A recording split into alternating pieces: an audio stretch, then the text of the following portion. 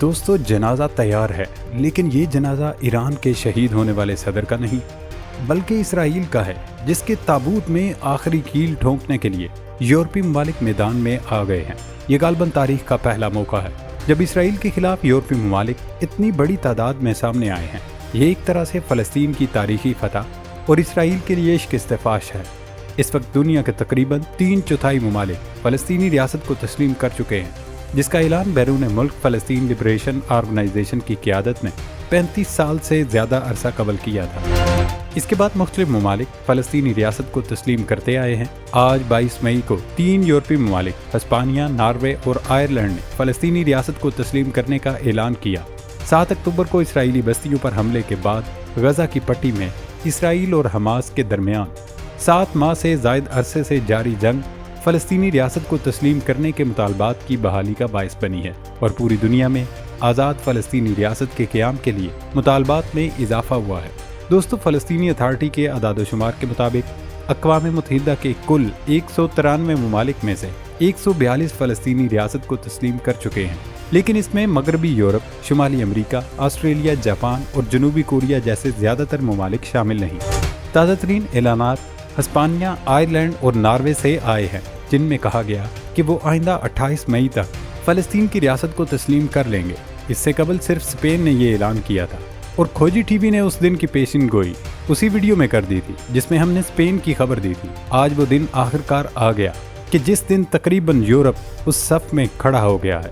دوستو، اپریل کے وسط میں امریکہ نے اقوام متحدہ کی سلامتی کونسل میں اپنے ویٹو پاور کا استعمال کرتے ہوئے اس قرارداد کو ناکام بنا دیا تھا، جس کا مقصد فلسطین کو بین الاقوامی تنظیم میں مکمل رکن ریاست ہونا تھا۔ اس کے پیچھے جو کہانی تھی اس کا عملی نمونہ ہم جنگ کی صورت میں دیکھ چکے ہیں۔ امریکہ اور اسرائیل ہر حال میں فلسطین کو جنگ زدہ اور غیر مستحکم دیکھنا چاہتے تھے، لیکن فلسطینیوں سمیت کئی مسلم ممالک کی مسلسل کوششوں کی بدولت امریکی منصوبے ناکام ہوئے۔ ناظرین، فلسطین کے ساتھ اس تاریخی ناانصافیوں کی ایک پوری تاریخ اور مکمل داستان ہے۔ 15 نومبر 1988 کو اسرائیلی قابض ریاست کے خلاف پہلے فلسطینی انتظامیہ کے آغاز کے تقریباً 1 سال بعد PLO کے رہنما یاسر عرفات نے الجزائر میں ریاست فلسطین کے قیام کا اعلان کیا، جس کا دارالحکومت یروشلم قرار دیا۔ یہ اعلان جلا وطن فلسطینی قومی کونسل کے اجلاس میں کیا گیا، جس کے چند منٹ کے بعد سب سے پہلے الجزائر نے باضابطہ طور پر آزاد فلسطینی ریاست کو تسلیم کر لیا۔ ایک ہفتے بعد چین، بھارت، ترکیہ اور بیشتر عرب ممالک سمیت 40 ممالک نے بھی فلسطینی ریاست کو تسلیم کیا۔ افریقی بر اعظم کے تمام ممالک اور سابق سوویت بلاک نے بھی اس کی پیروی کی اور فلسطین کو تسلیم کر لیا۔ اسی طرح 2010 اور 2011 میں زیادہ تر وسطی اور لاطینی امریکی ممالک نے فلسطینی ریاست کو تسلیم کیا۔ اسی طرح اسرائیل کے اتحادی امریکہ سے اپنی دوری کا اظہار کیا۔ وہ ممالک جو فلسطین کی ریاست کو تسلیم کرتے ہیں، وہ عام طور پر اس ریاست کی سرحدوں کی وضاحت نہیں کرتے جس کو وہ تسلیم کرتے ہیں، لیکن ایک خیالی ریاست کو تسلیم کرتے ہیں جس میں اسرائیل کا بھی بیشتر حصہ آ جاتا ہے۔ دوستو، اوسلو معاہدے کے تحت قائم ہونے والی اور یاسر عرفات کی سربراہی میں فلسطینی اتھارٹی نے بین الاقوامی اداروں کی سطح پر ایک سفارتی مہم شروع کی، لیکن عرفات نومبر 2012 میں تاریخی ووٹنگ کا مشاہدہ کرنے سے پہلے 2004 میں انتقال کر گئے۔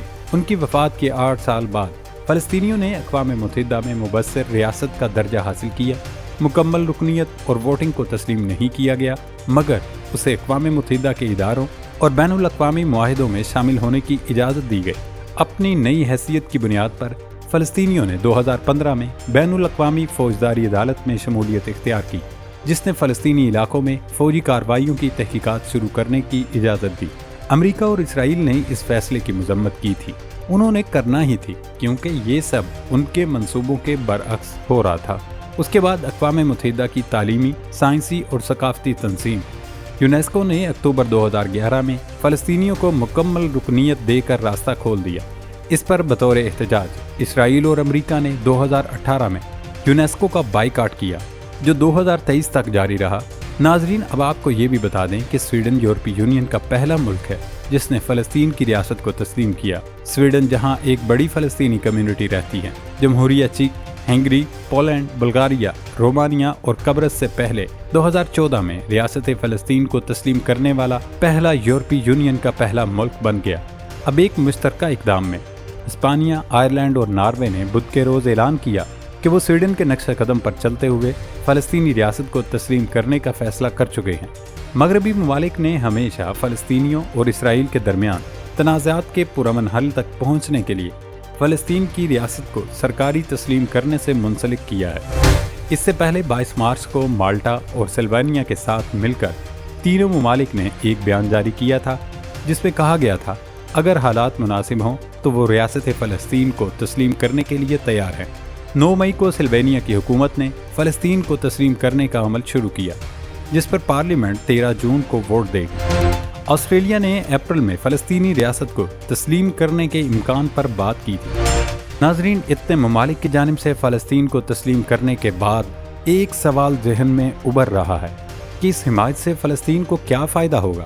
تو اس کا جواب کچھ یوں ہے کہ اس کے نتیجے میں بین الاقوامی منظرنامے پر فلسطین کی قانونی حیثیت اور اقوام متحدہ میں مکمل رکنیت حاصل کرنے کے مواقع پہلے سے بڑھ جائیں گے۔ یورپی ملکوں کا فلسطین کو ایک ریاست کے طور پر تسلیم کرنے کی بنیاد بین الاقوامی قانون فراہم کرتا ہے، خصوصاً اقوام متحدہ کے چارٹر میں درج حق خود ارادیت کے علاوہ 1966 کے شہری، سیاسی، اقتصادی، سماجی اور ثقافتی حقوق سے متعلق بین الاقوامی معاہدے میں بھی اس حق کی توثیق پائی جاتی ہے۔ اس تناظر میں اقوام متحدہ کی کئی قراردادوں سے بھی فلسطین فائدہ اٹھا سکے گا، جن میں فلسطینی عوام کے ناقابل تنسیق حقوق کی توثیق کی گئی ہے۔ ان قراردادوں میں جنرل اسمبلی کی قرارداد 181/1947 بھی شامل ہے، جس میں فلسطین کی تاریخی سرزمین پر 2 ریاستوں کے قیام کا ذکر ہے۔ اس کے علاوہ سلامتی کونسل کی قرارداد 242 بھی شامل ہے۔ اسی طرح 1967 جس نے اسرائیل کے انخلاء کا مطالبہ کیا، اس سرزمین جس پر اس نے جون 1967 کی جنگ میں قبضہ کیا تھا، بین الاقوامی تعلقات اور قانون کے ماہر کو توقع ہے کہ ناروے اور آئرلینڈ کی جانب سے فلسطین کو تسلیم کرنا دیگر یورپی ممالک کے لیے بھی اسی طرح کے اقدامات کرنے کے لیے ایک مضبوط ترغیب کا باعث بنے گا، خاص طور پر ان ممالک میں پارلیمانوں اور سول سوسائٹیز کی سطح پر جن کے ہاں فلسطینی عوام کے حقوق کی حمایت کی بڑھتی ہوئی رفتار ہے۔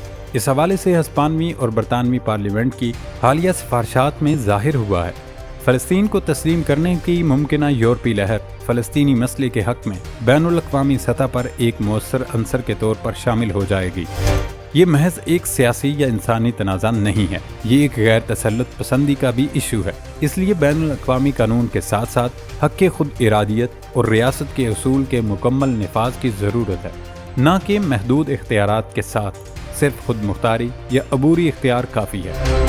تو دوستو، اسرائیلی قبضے کا خاتمہ اور یروشلم کے دارالحکومت کے طور پر ایک آزاد فلسطینی ریاست کا قیام خطے کے لوگوں کے درمیان استحکام، خوشحالی اور پرامن بقائے باہم کے لیے ایک ناگزیر قانونی، اخلاقی اور سیاسی ضرورت ہے۔